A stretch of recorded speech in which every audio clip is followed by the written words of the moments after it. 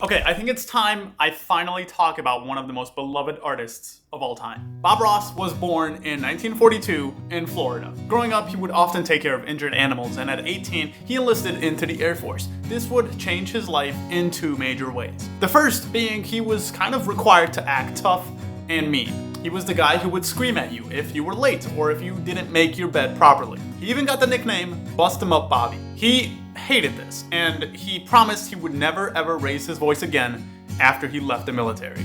He was stationed in Alaska, and as a kid growing up in Florida, he very quickly fell in love with the Alaskan landscape. This would influence pretty much all of his paintings. He would paint when he would get home from work as a way to escape. I'll probably make a separate video on his painting technique, so stay tuned for that. He once said, "I'd come home after all day of playing soldier, and I'd paint a picture.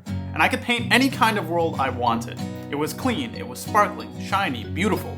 No pollution, nobody upset. Everybody was happy." His side hustle of selling his paintings eventually earned him more money than his military salary.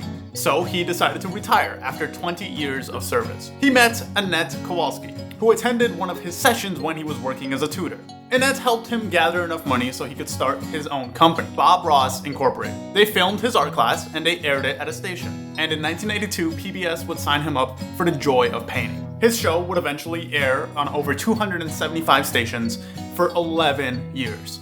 Bob would push people to view painting as an exercise in joy, rather than a stressful task of achieving perfection, essentially inspiring millions to try art for the first time along the way. Anything that you want, you can build here. This is your world.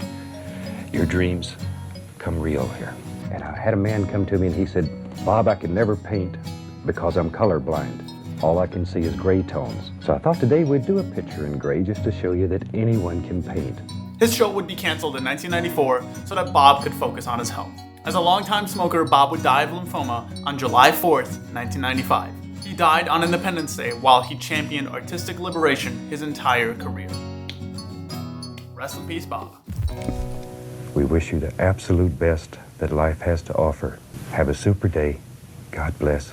We look forward to seeing you again. Bye-bye.